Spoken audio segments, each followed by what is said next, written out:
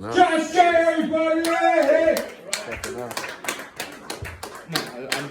I'm the perfect specimen of a open You definitely got to do that up there. You got to do that in up a there. laboratory. I believe in you. I believe in Because you suck at science. All right. I'm going to stop talking. I'm going to bring up this guy. You've heard him already tonight a few times. Give it up for WT Ferrari.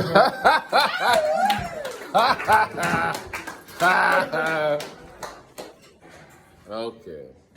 Well, after that gratifying entrance, you've only heard me because I support small businesses. But as Jesse said, I am one of the newer comedians out here. I've only been doing this for roughly about a year because of COVID. Like, I was doing it for like 4 or 5 months, and then COVID happened, so like it pushed my experience up. COVID, yeah. Yeah, man. Nobody's clapping for COVID. Like, it didn't take out a bunch of people you didn't need to deal with. I digress. That's a set for another day.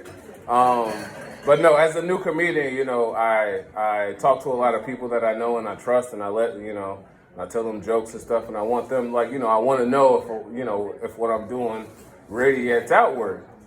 And doing that with a bunch of people who aren't as funny as you think you are is mad disrespectful.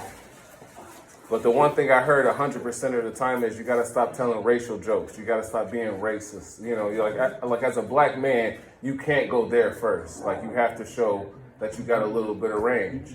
So with that in mind, my first joke is, the first time I was told the N-word, I was roughly about 8 years old. The school took us to an Amish farm. And I was feeding a goat or some other farm-like animal. I don't remember because I was a city boy. Like, who gives a fuck about the meat? But Jebediah, I don't know if that was his name, but it had to be because most people's names that I met was Jebediah. So his name was Jebediah. He walked up on me. He looked upset. And I remember as a small kid, like I said, I was 8 years old. I didn't know the pressures of being a human yet, you know? As a black kid growing up, you know, they teach you that you're beautiful and you're a precious thing. Like any kid, they teach you you're beautiful, you're precious, you're the future, and all this other stuff.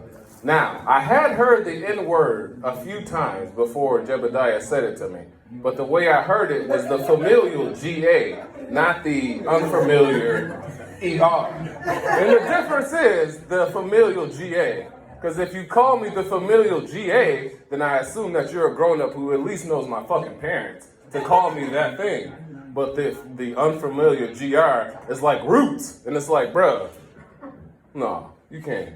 That's not, bruh, this ain't. I'm not even LeVar. Like, I never went on Reading Rainbow, and I was never on Star Trek. It's two things that you missed about this whole thing. Y'all didn't get that. It's not a lot of black people here, so y'all didn't get that. Burton, I know what you're talking about. Clearly you didn't, because you didn't say it when I said the joke, brother. Be quiet over there. Here's what we're gonna do. Finishing my story. So, Jebediah, like I said, seemed like he was upset. And like I said, as a kid, you know, when you see a grown-up upset, for me at least, it's like, oh, don't be mad. You know, it's just life. But like, as a grown-up now, it's like, fuck you, little shit. You don't know shit about shit. So when I went to Jebediah and I said, oh, mister, what's wrong? And he said, get the fuck away from me, little nigger boy. And I was like, oh, wait a minute. I'm sorry, sir. Maybe you didn't see, I got glasses on. I'm not one of those Negroes. I'm one of the educated ones. You're not allowed to say that to me. I might figure out nuclear science. See, I didn't figure it out. That's why I couldn't get that out, because I didn't figure it out. I was one of those, like, I was one of the niggers he was talking about. I was. I didn't know it yet, but at this point, I figured it out. I like to drink and smoke weed and shit and fuck bitches raw. We're not gonna talk about this crazy thing. So like I said, I was told not to tell racist jokes about stuff, so that's why I told that first one. The next jokes I'm gonna tell is when I realized I was stronger than most men. And I used to have a friend named Harrison, and the reason he's not my friend anymore is because we were at a party at his house, and him and his girlfriend decided to have an actual fist fight. And you know, as a man in 2000, at that point 18, you can't just sit idly by while a man fights a woman.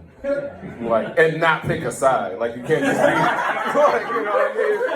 You can't just be an idol's, like, bystander. You can't just tell the cops, no, yeah, he punched the shit out of her. And they'll be like, what did you do? I watched him punch the shit out of her. So it's like, you know, so Harrison and his girlfriend at the time, we'll call her Savannah.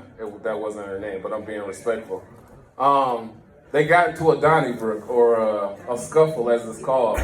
And honestly, I knew I was doing the right thing when I grabbed him and started choking him, because everybody was like, yeah, choke him. But the thing about choking somebody is, you gotta watch the crowd. Like doing comedy, you gotta watch the crowd. You gotta survey the audience.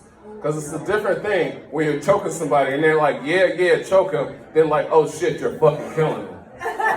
Like, okay, no, I think he learned his lesson. Because I choked him damn near till he died. And then I whispered in his ear, you know I'm about to kill you, right? This is your death. This is me. This is the end. This is the last thing you're ever gonna hear. Y'all don't like that because y'all apparently care about dudes punching women. I don't stand for it, so I choked niggas to death.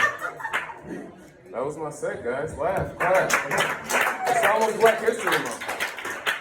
How you keep it, everybody?